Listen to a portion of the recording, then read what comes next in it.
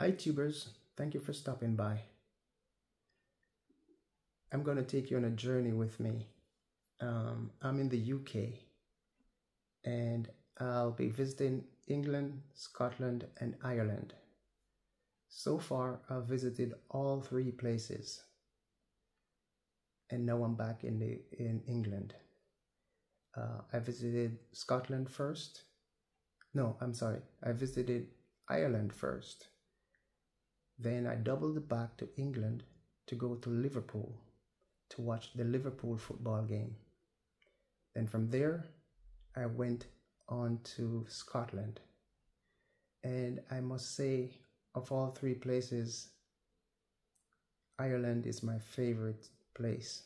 I really like Dublin. Dublin is where I went. And one thing I was looking for in Dublin that I did not find was soda bread.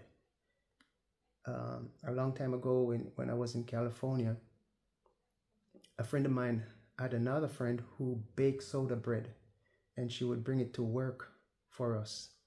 And my friend and I would eat up the soda bread. We really like it.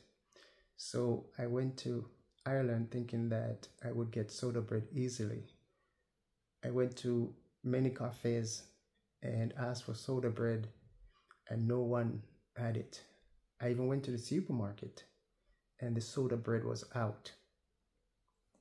So I did not get any soda bread in Ireland. But I did enjoy my stay. They have so many awesome pubs, you wouldn't imagine. And you can drink Guinness all day long.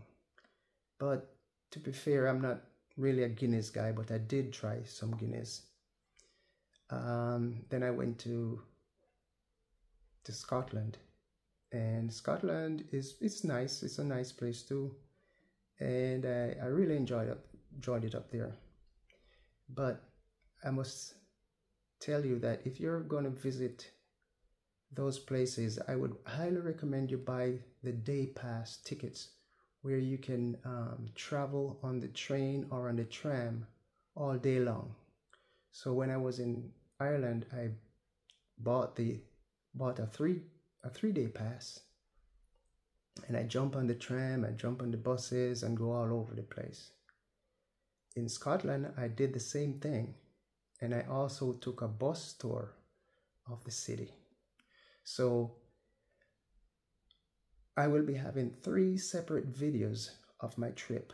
So this is my first video, which will cover England and Ireland. Then I will show you Liverpool. I went to the Liverpool football game, as I mentioned before. Then I went over to Scotland, and you will see that video also. So I hope you enjoyed the ride, and let me know what you think, and if you've been to Scotland, Ireland or England. Thank you for watching, and please enjoy the video. Thank you. This is the beginning of my trip, and as you can see, I am sporting the Heavies H1H headphone. These are some wicked headers, highly recommended. So I am in the United Lounge at the Honolulu airport, just hanging out and waiting for my flight.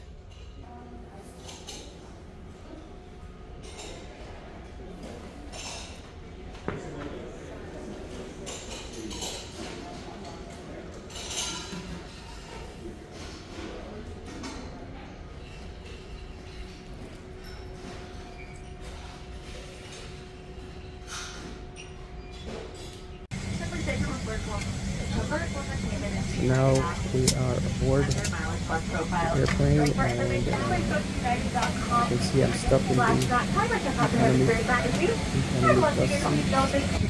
Not bad, I have enough leg room, and it's gonna be a long ride. And here I am with the Heavies again. This is I've taken the Heavies with me to test it out, see how it performs on a long flight. So in my other videos I talk about the Heavies As this is a new headphone, I am looking for a headphone that fits right over my ears without touching my ears, and the heavies accomplish that. So I'll give you a follow-up on that.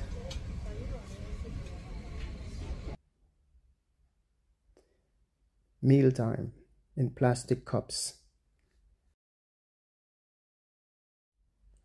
This is my first day in London, and this is my sister-in-law. She came to pick me up at the train station. She's going shopping. Yeah. Whoa, look at breadfruit. Yeah, you like breadfruit? What do you, man? What? Okay. What do you? What you like? You roast? Chop it in the oven and bake it. That's how we do it. Wait a while. I gotta send. All right. Me and Gracie are shopping for breadfruit, you know. It's cool, isn't it? Yeah. I'm my friend. I like how you're not looking at me, you know. Where is he? You're not looking at me. Go on. Okay. Don't look at me. I'm not going to be your friend anymore. Oh, you're chopping coconut. Yeah, you're chopping coconut. Where's the recipe?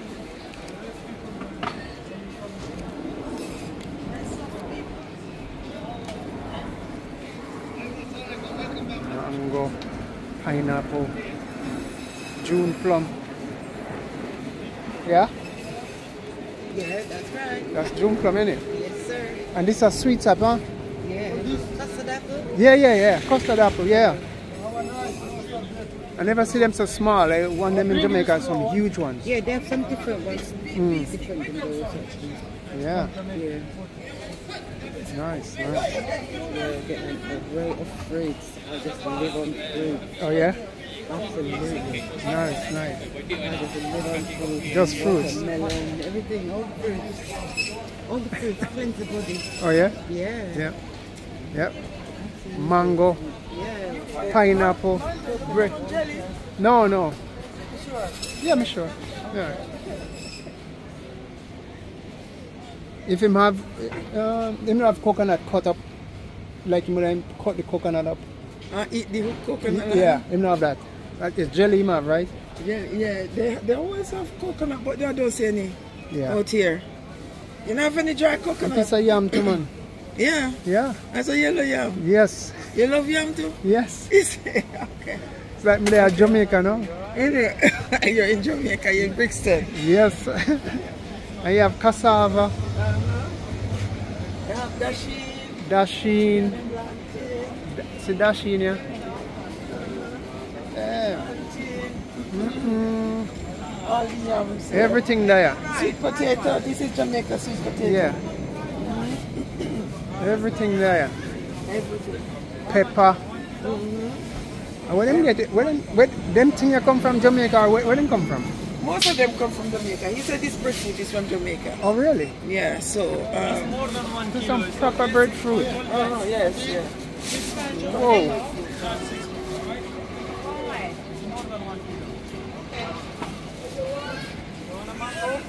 Yeah. Look at this. What is this? This is a jackfruit. Oh, wow. See that? Damn, they got everything here. Look here. Let me see the top of this. Go to the breadfruit. Breadfruit 940.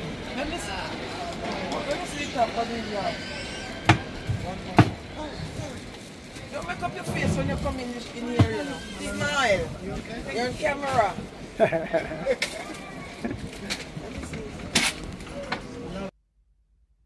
Now I'm going to Birmingham to visit my brother, and this is my mom. May her soul rest in peace. And me and my brother hanging out for a few days in Birmingham.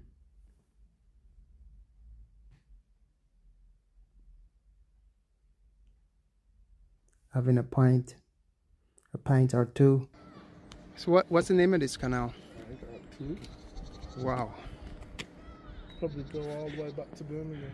Yeah, and probably people live in these boats. Some people do. Really?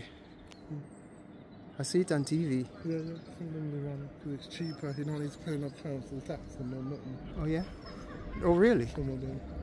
This is the most barge boats I've seen in my life, to be honest. Oh, really? Look how many it is. Oh, shit. There. Wait, look. Look, that's what I'm saying. As far as the eyes can see. I've never seen so many. I've seen like, you know, 5, Yeah. 6. Watch. But not this one. You turn around and there's more up that side. Let's see. Yeah, shit. And there are 2 canals. See that? What's the name of this place? I don't know the name of the place, you know. We'll have to look it up on Google.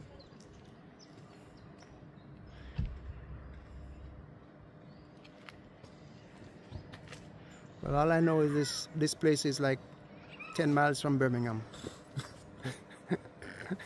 Yeah, it's about that. Yeah. You can move up your butt. Yeah, we're going to have a pint. We're going to have a pint.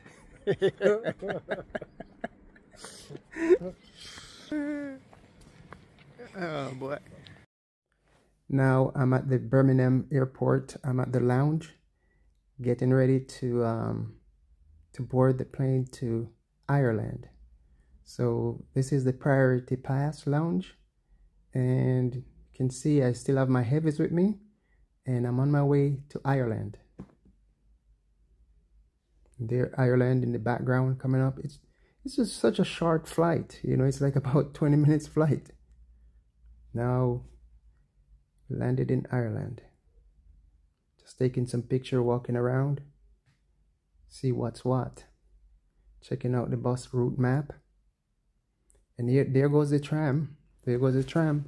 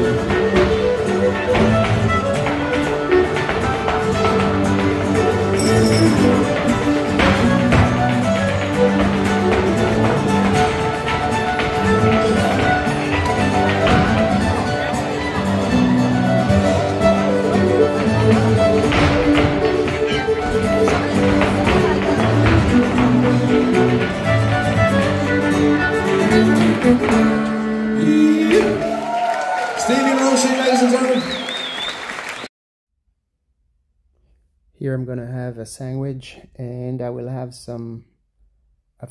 about 2 pints to go with the sandwich. And that was my first night in Ireland.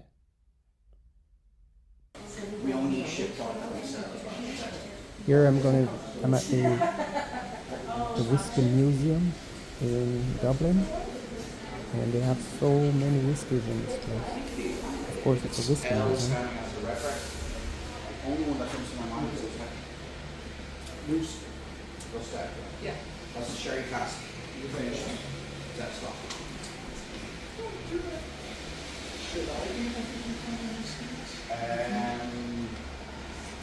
Just depends where you are. I mean, New York, LA, you're in Montana, I get the more where you go, the less you go. Yeah, so what do you like is so that's a single pot here. Single pot, that denomination whiskey you can see on the top there is unique to Ireland. So single pot here is a small mechanical malt barley, whereas single malt 100% malt barley, single grain is 100% corn, bourbon is 51% malt barley. So like we have things that are very similar to it, just not exactly the same. For instance, now I'm visiting the Teeling Whiskey Distillery in Dublin, Ireland. So it will be €50.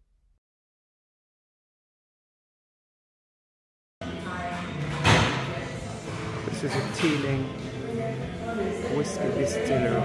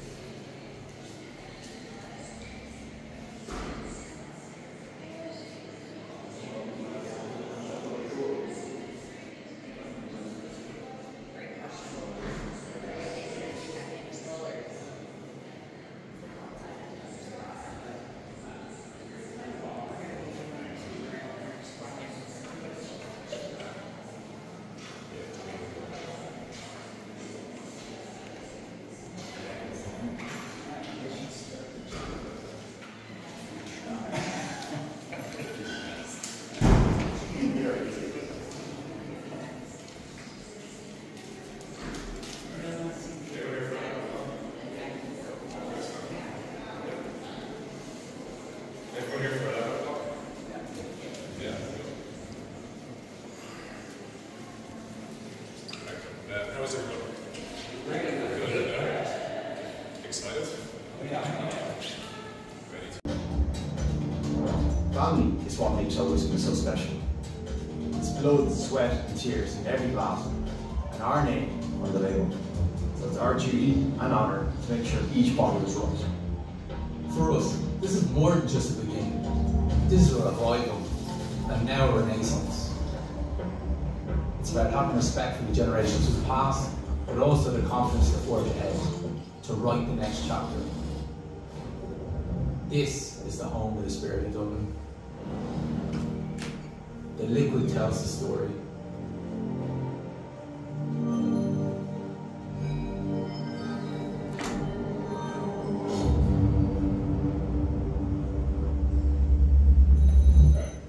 Okay, so we're going to go inside now and look at the distillery. Some of the machines inside will be a little bit hot. I always say just be careful what you're touching, right? I'm just here to make sure you don't burn your fingers, right? So be careful. Also, I don't know if you've ever been to a whiskey distillery before. Yeah?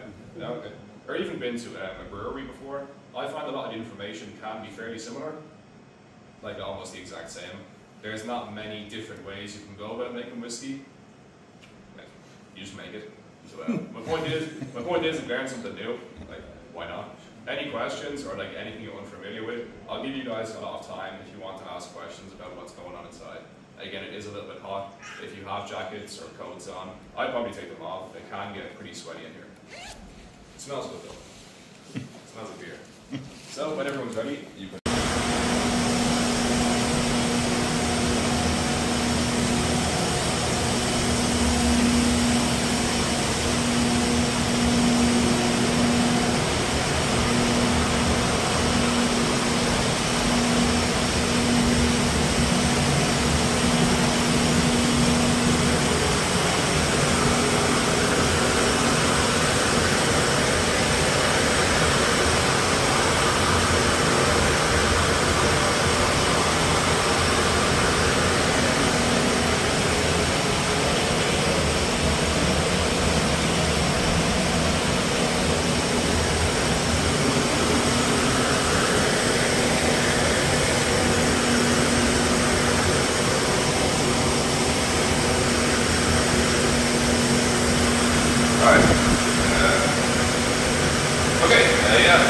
Hello and welcome to the distillery.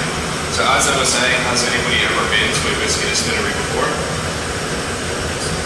You guys? Gold star for you guys, but has anybody ever been to a brewery before where you make beer? A few more people, okay? So again, some of this stuff might look a bit familiar. You might know when you're on the way to making a whiskey, you kind of make a beer along the way. So to make a really good whiskey, which is what we do, you have to make a really good beer first. And we do that using only 3 ingredients. We use water, we use grain, and we use yeast. Lucky for us, we are in Ireland. Water is not going to be a big problem for us. We do have a lot of water here. And in grain right here, we have some malted barley. And again, lucky for us, barley grows really, really well inside of Ireland. We can buy all of this stuff from some local farmers, which makes it really cheap as well. The yeast that we use is a blend of a classic distiller's yeast and a South African white wine yeast. So when the barley is ready, it will come in through that pipe over there in the wall and into our wet mill. The wet mill is a really simple machine. It is designed to spin and grind the ball of barley into a small dust while splashing in the water. This will take about 30 minutes, and by the end of this process, we will have a new material that we call grist. It's kind of like porridge or an oatmeal-like substance. Goes straight into this machine right here. This is the loader tool. What this machine will do, I would say for about 4 or 5 hours. Again, it's going to spin and mix all that grist around while adding in really, really hot water into the mix. This hot water can be anywhere between 60 and 70 degrees Celsius, so it's really hot. And what that water will allow us to do is extract all the starches, all the sugar, everything we need will go into the water. And after about 5 or 6 hours, the loader ton will be drained from the bottom, and all of that sugary liquid will go on into the fermenters. A really common question I get is, Aaron, what are you going to do with all the leftover grain inside? It is typically really good food for farm animals like cows or pigs, but not sheep. Sheep are allergic to it. But cows and pigs, they don't eat that stuff. Over here, we have two different types of fermenters, some wooden fermenters and some stainless steel fermenters. Again, a really common question, why do we use wood? Or what kind of woods do we use? It's a pine, and it comes from Portland, Oregon in the United States. If you know about this wood, you know it's very strong. It's very durable, but it's also a little bit tasty, right? You get a lot of extra flavors and spices added into the beer while it ferments. This is where we added our yeast. The yeast is going to eat away at all the sugar. It is a chemical reaction, and we will get two byproducts. We will get carbon dioxide, which we don't want, and we will get alcohol, which we do want. I'm sure everyone here wants it, yeah? Including me, huh? I want it as well. So the liquid will spend about 1 day inside the wooden fermenters and then moves into the stainless steel for about 3 or 4 days. And as of right now, it's pretty much a beer. Like pretty much. A good one as well, actually a really good beer. We call this stuff wash, and it has an alcohol strength of in between 8 or 9% alcohol, which is obviously really strong. It is a really strong beer, not really good enough for whiskey. Do better than 8%. So we're going to take our wash and we'll bring it over to our 3 pot stills over here to start our distillation process. Let's go over there and we'll see what's going on.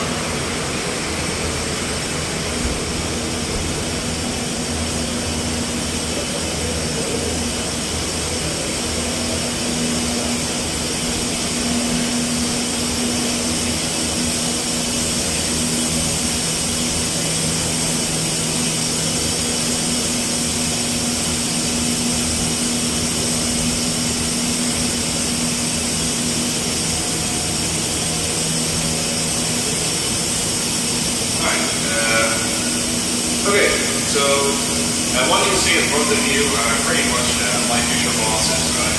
These pot stills are all named accordingly after Jack Keeling's 3 daughters. It's a little tradition here in Ireland. So we have Alison, Natalie and Rebecca. We will start off with Alison. You might already know alcohol and water do have different boiling temperatures. Alcohol will boil at 78 degrees Celsius, while water is 100 degrees Celsius. This will help us out because if we heat Alison up to about 90 degrees, all the alcohol will turn into a vapor. It's going to separate from the water, rise up, and go into a cold condenser where it will eventually turn back into a liquid. As you may know, when you add water to alcohol, it's going to get weaker. What we're doing is separating the alcohol from the water, so it's going to keep getting stronger. That makes sense? Yeah? So after the first distill, number 1, we now have what we call a low wine, and it has an alcohol strength of about 33%. So 33% alcohol, very stronger. This is also a cool way of making non-alcoholic beers. You can make a beer and then all the alcohol elements, but it is pretty simple. So it goes a little to Natalie, and I'm going to repeat the same process. Let's pour it out again. After the second distill, number 2, we now have what we call faints. This one has an alcohol strength of in around 60%. So 60% alcohol is pretty strong alcohol. Yeah? Now some distilleries or some countries around the world, not to name any names, but Scotland would usually stop here. And they would typically make a double distilled whiskey. You might know Ireland is more famous for its triple distilled whiskies. That means it goes down to Rebecca and we'll repeat the same process one more time. After the third distill, number 3, we now have what we call a new made spirit. And it has an alcohol strength of just over 86%. So 86% alcohol. It's almost pure alcohol if you want to call it that. I would always recommend staying away from drinking this stuff unless you would either like to go blind or die. So it would be good to keep your distance. But as of right now, all the hard work is done. The new made spirit is ready to go to our maturation room and be turned into a legal Irish whiskey already. We're going to go look at that in just a few minutes, but again, I'll give you guys some time. If you have any questions you want to ask about the distillery, like any technical questions or any silly questions, I like silly questions, right? And also, you will not be in this room again unless you come back another day, but today you won't be here again.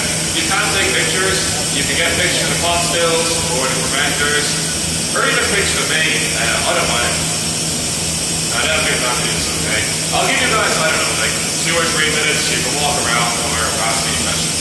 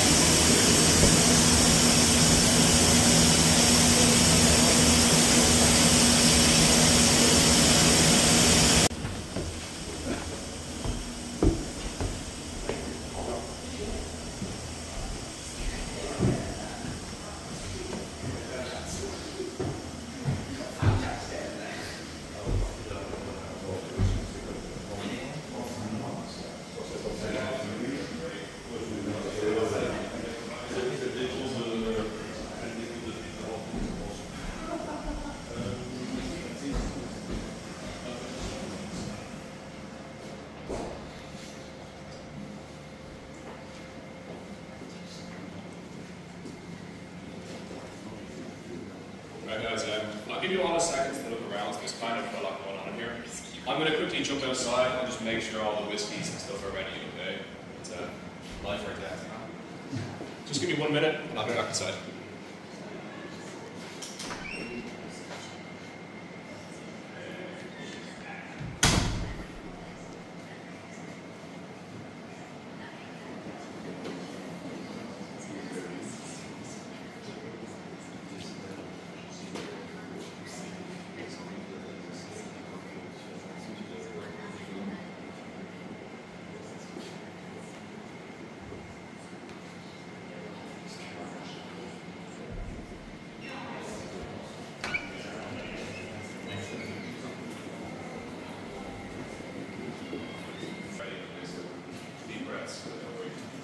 So this is the maturation room, like I was saying before. It is a good example of what it might look like. There is a really good reason why we cannot store 25,000 barrels of highly flammable liquid here in Dublin City. It's pretty much a giant bomb, if you want to call it that. We already learned our lesson the hard way, unfortunately. Remember John Busby? I said to remember his name. Yeah. He is responsible or famous for one thing only, and that would be nearly blowing up half of Dublin. It was called Dublin's Great Whiskey Fire. Back in 1875, he built his whiskey distillery right next to a coal processing line. One day this coal mine caught on fire, which obviously set his whole distillery on fire. Sounds really bad, but apparently on record, nobody died from the fire. Because at the same time the fire was happening, it basically sent like a river of whiskey just washing down the streets of Dublin. Little did they know it was the 86% alcohol stuff from inside. A group of Irish guys thought it would be a really good idea to take off their hats and their shoes to scoop up the alcohol and drink it. Again, like I was saying, not the best idea in the world. A total of 13 people did die from alcohol poisoning. I do hate to kill the note, but that's the story.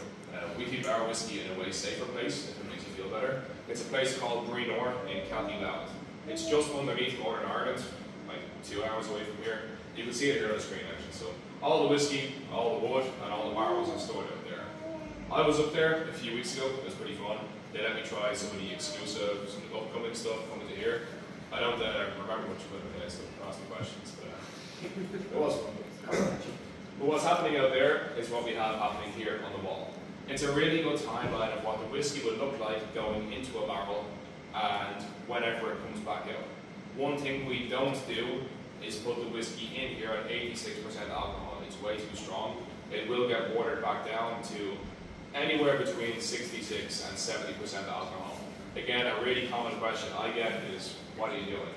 Why would you go through the hassle of distilling 3 times to get a higher percent of alcohol and then water it straight back down? It doesn't really make sense. The purpose of more distilling is always to purify the alcohol and not make it stronger. The more you distill your alcohol, the more pure it is going to be, meaning the more smooth and the more easier to drink it's going to be. That is why Irish whiskey is typically a lot smoother or easier to drink than some other whiskies around the world. It's the whole triple distill thing. For reference, or even for comparison if you want, some vodka distilleries will distill 7 times, just to compare, okay? So here we have our new make spirit, like we saw outside. It is at 0% losses. Obviously, not really a lot happening here. It's an example of what it would look like on day 1, or a 1-day-old whiskey. This one here is a 3-year-old legal Irish whiskey, and it is legal for a reason. There is a few laws that come into play when you're making whiskey. A really obvious one is that it has to be made in Ireland. Believe it or not, Irish whiskey is made inside of Ireland, so it gets made in Ireland.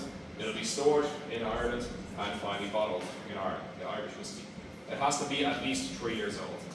Any Irish whiskey you see around the world will be minimum 3 years old. It might not be good, but it will be a 3-year-old whiskey. And it has to be stored in any type of wood. Emphasis on any. We can use any kind of wood we want from anywhere around the world. They will all have different colours and different flavours and such. This one is at 12% losses. The best explanation we can give for this will be due to evaporation. The liquid will evaporate through the barrel. So during summer, when it gets pretty hot, the barrel is going to expand because of the heat. Some of the alcohol will get out through the cracks or into the wood. During winter, when it gets colder, the barrel is going to contract and push the liquid back in. That is where you get all the colour and all the flavour from as well. It comes from the wood. Everyone still with me? Yeah? This one here is a 7-year-old Teeling small batch. This is by far our most popular whiskey, and for a very good reason. I think it's a pretty nice whiskey. This is one of the whiskies you'll be trying outside, okay? So, lucky you. This one on the end is a vintage single malt. This is an example of what a 30-year-old whiskey might look like. Okay? 30 years old, 3-0. The only bad thing with this one is that the more liquid you lose to evaporation, the more you're going to have to compensate with the price. But that's the bit there is, the more expensive it's going to be. A bottle of that stuff will cost you about 925 euros if you want to get a bottle of it. Or you can get a shot at the bar for 65 euros if you're feeling bougie, but splash the cash on your holidays. Or get it for the tour guide. Yeah. Right. Behind you guys here on the wall, it's some of the more popular woods you would see when it comes to flavouring our whiskeys anyway. So these are all known as ex-casks, so barrels that previously held these spirits or these wines. So you have port from Portugal, Portuguese wine, Madeira from the islands of Madeira, spiced rum. Apparently we were the first distillery ever to sell a rum-aged whiskey, so there you go. There's some red wine barrels and you have Kentucky bourbon as well. if you don't drink whiskey, all of these flavors will make a lot more sense when you're actually drinking the whiskey. I always say try not to get too bogged down or confused by all this stuff. It will make more sense when you're actually drinking, okay? Trust me, right? Before we do, the last thing is over here, the malt. I think you'll like this actually, yeah, it's pretty cool. So remember outside I was talking about the pot stills? They were all named after Jack Teeling's 3 daughters, Alison, Natalie and Rebecca. Stephen Teeling, his brother, also has 3 daughters. It's a real symmetrical family.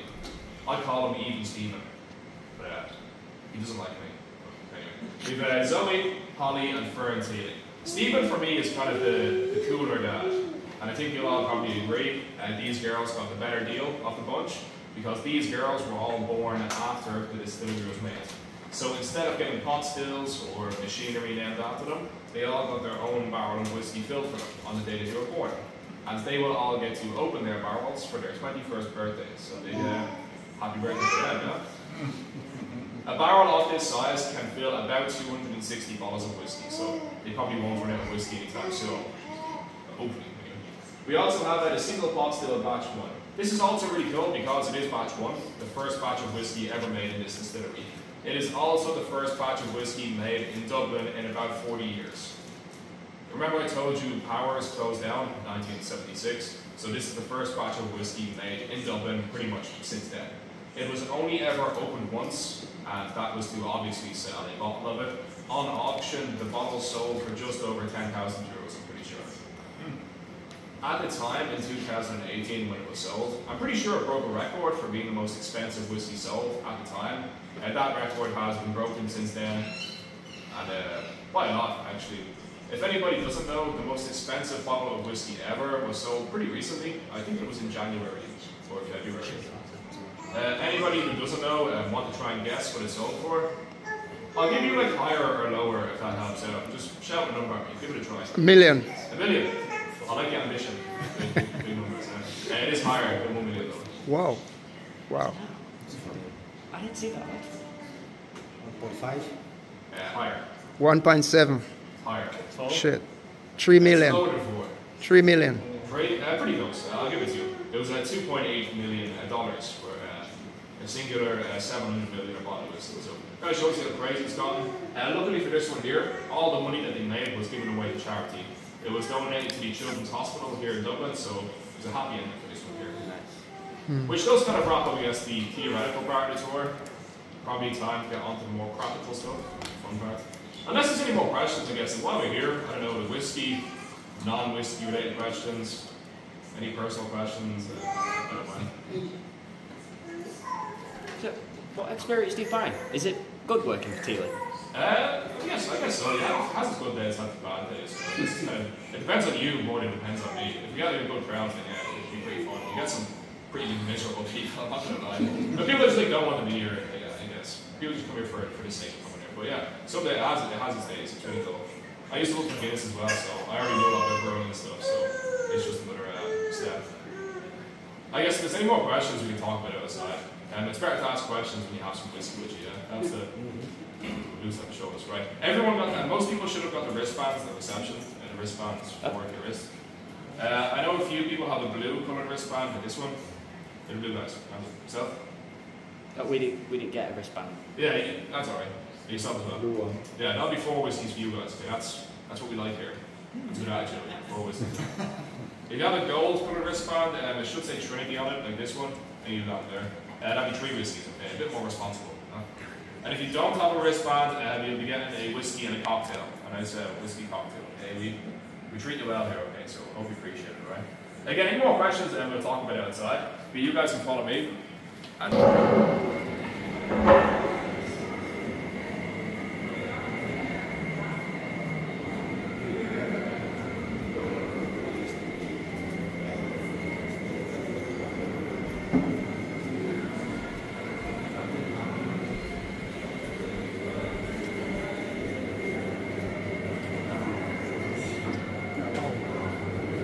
you got this side over here, yeah.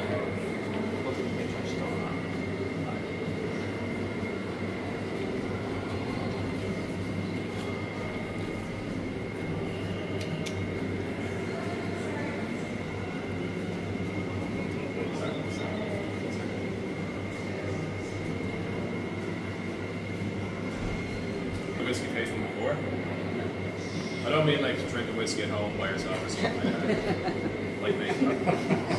You probably have your own way. You probably have your own ways of drinking whiskey. I'm just going to give you guys like tips and tricks on how I would drink my whiskey. For the guys with 4 whiskeys, you're starting off with the one on the very left, this right here. 1. For the guys with 3 whiskeys, you're starting with the one in the middle. For the guys with 1 whiskey, it's really easy to find. The only whiskey. For now, the bars over there, you get more afterwards. So you all have nosing glasses. We will start off by nosing the whiskey. So leave it just under your nose, kind of move it left to right. You want to breathe it all the way through your nose and really feel it back here. Feel the burn. After that, take a small sip from the glass. Leave it on your palate, I would say, for at least 4. When you swallow, it is a really good thing to breathe back out through your mouth. When you swallow whiskey, or typically any alcohol with a high percentage, you trap a lot of alcohol vapor in your throat. That's where the real burning, harsh sensation comes from when drinking whiskey. So when you breathe back out, you basically, we know, pains. Okay, so whiskey number 1 is the small batch. This is the one that we saw inside of the wall. It is a blended whiskey, so it is made with 2 different types of grain. You have 75% corn and 25% malted barley, so it's fairly sweet. I think it's a pretty easy whiskey to drink. It has been aged for 6 years in bourbon, so you get a lot of vanilla, caramel, honey flavors out of this one, and finished off for 1 year in spiced rum.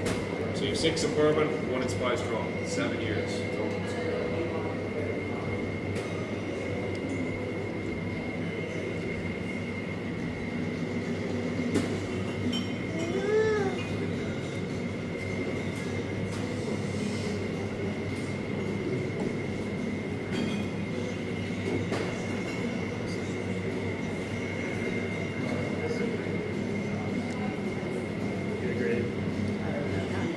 Alright, so whiskey number 1, what do we take? Is it good, bad, or good?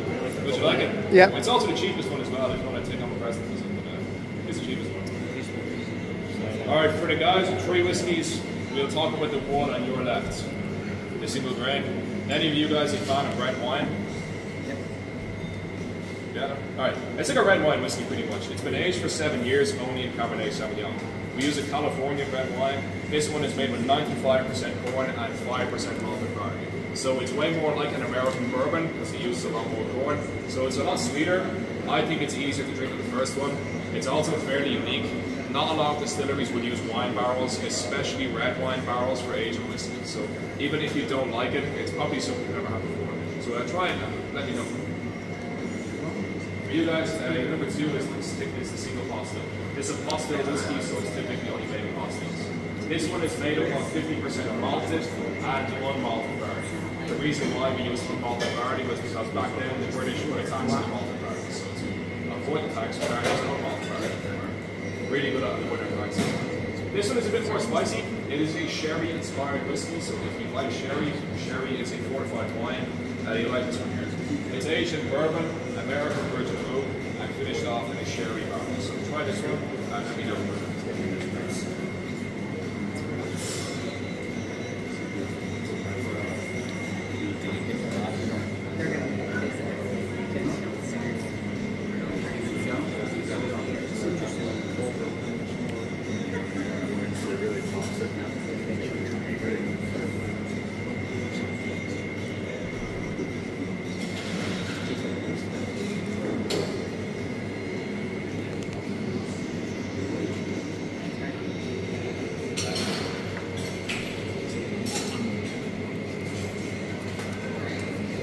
Alright, so number 2, is it better?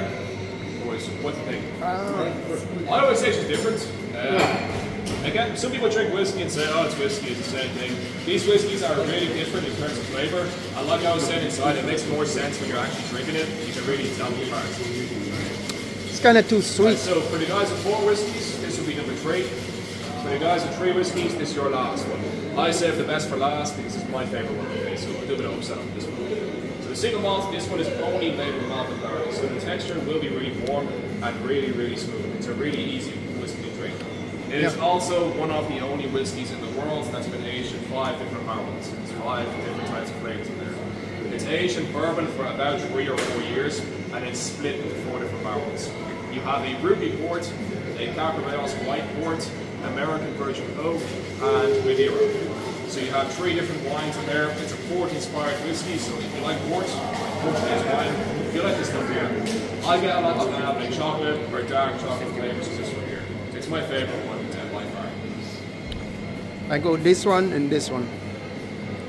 This one is too sweet. Okay. This, too sweet.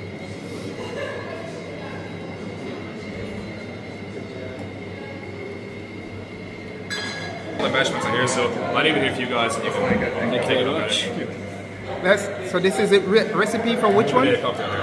Oh, for the cocktail. Oh, okay. Recipe for the cocktail. This one. Is the blackface. Did any of you guys like peated whiskies and smoking whiskies? Yeah? You like it? Okay. It's like our smoking whiskey, okay? So it's only made with peated barley, so it will be really smoky. It is still triple distilled. It will be a lot smoother. If you want to compare it to a Scotch whisky, too sweet. This one is too sweet. Too it sweet. It is aged in bourbon and a salt earth cask. Number 1, number 2.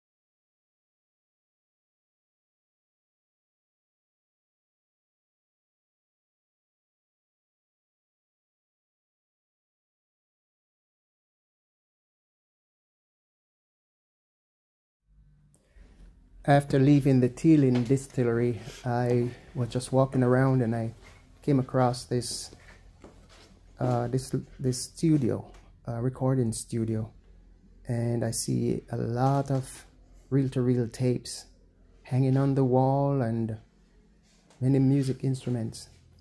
So I was just having a look around to see, this is a recording if they were throwing out any reel-to-reel tape recorder. I would just grab one and I just happened to run into home. it, looking for records. Very interesting place. I didn't see anyone around. Store downstairs. Really, they just these recorders were just in the passageway. So I just walk up the stairs, and as you go up the stairs, you just see these things just line out there. So but it's well organized, and it's very interesting. CD. You have CDs displayed, and a lot of stuff. This is a big old TF reel-to-reel tape recorder from the studio. Yeah.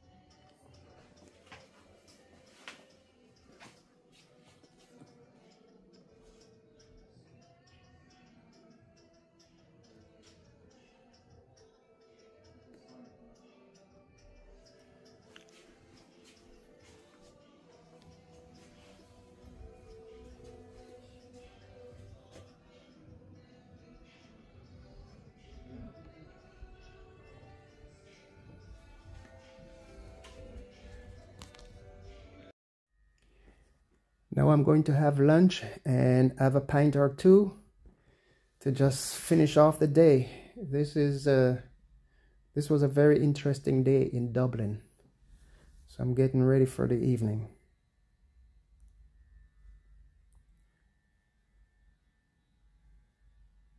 I did went to some record store also to do some digging, and very interesting. Lots of jazz, lots of pop, everything is there.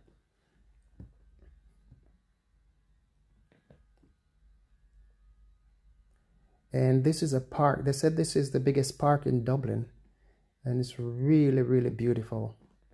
Really beautiful. Lots of birds, lots of animal, you know, just birds flying around, and people.